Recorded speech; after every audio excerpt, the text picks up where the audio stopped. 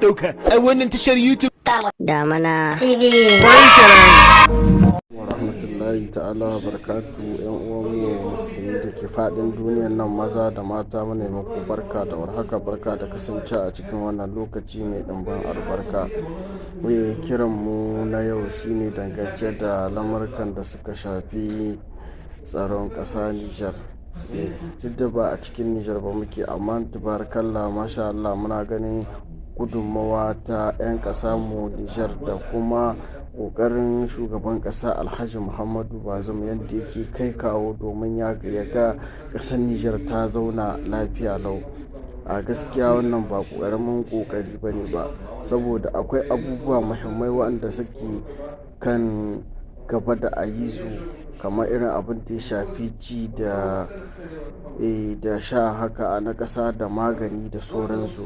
To yanzu ƙaramin misali talakawan ƙasa waɗanda suke da darura ta abinci, da waɗanda suke da darura na ruwan sha, da waɗanda suke da darura na likitoci da magununnuka da sauransu, duka wa'anga gaba ne da a kowane lamari. To amma duk ku sani al'umma, duka tsaro fa ya duka takewa a ko ba gaskiya ba, saboda yanzu misali idan baka da kwanciyar hankali baka iya kaci na ɗaya kenan. Idan baka da kwanciyar hankali baka iya daga kai inda ma zaka ci abincin ma in kana cinye baka san kana ci ba, kuma abincin ko ka ci shi ba za ka ji ka ci abinci ba zai ma maganin yunwa ba, saboda idan mutum baya da kwanciyar hankali kenan. Ku fahimce ni jama'a. Kuma kamar yanzu likita da sauransu abubuwa ne wanda ya kamata a ba muhimmanci game da irin wanga abubuwa na rayuwa. To amma menene, kamar ƙasar mu Nijar tana da buƙatan tsaro da wa'anga abubuwa da lissafa, da kamar irin su magani da asibiti wadatattu wanda ba su da su, da wanda suke da kuma da tallafi na magani. Mutum talaka wanda yake fama da abincin da zai ci, da a taimaka mashi da dalli maganin da an bi da lafiya zai sha, a taimaka mai a bashi kyauta.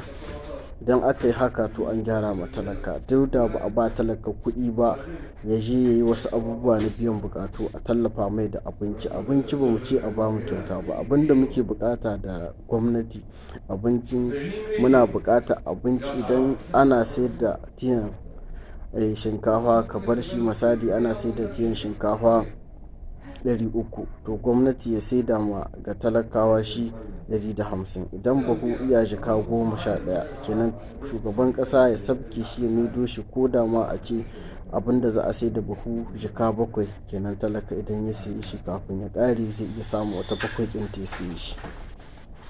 To abin na gaba, kamar wa'anda suke da karamcin ruwan sha, ya kamata da a duba lamarin a yi musu hanyar da za su dinga samun ruwa, saboda matsalar ruwa ba karamin matsala ba ne a cikin ƙasa, ce a cikin gari. Ya kamata a duba wa'annan, kuma Allah ya rika ma shugaban ƙasa. Za mu zo cikin wanga shiri namu na kishin kai, za mu zo dangance da abin da ya shafi wutar lantarki da hanya da sauransu, amma ku kudin dakace mu a cikin shirinmu na gaba. A wanga ya zo muku jarida ta 13 insha Allah, cikin jarida ta 14 Allah ya so yarda za ku ji ci gaban shirinmu dangance da kishin kai insha Allah, daga Mustapha Abubakar. Kuma kada ku manta da Allah da ku yi mu subscribe, ku da ƙararra, ku sharing shi gwargwaron.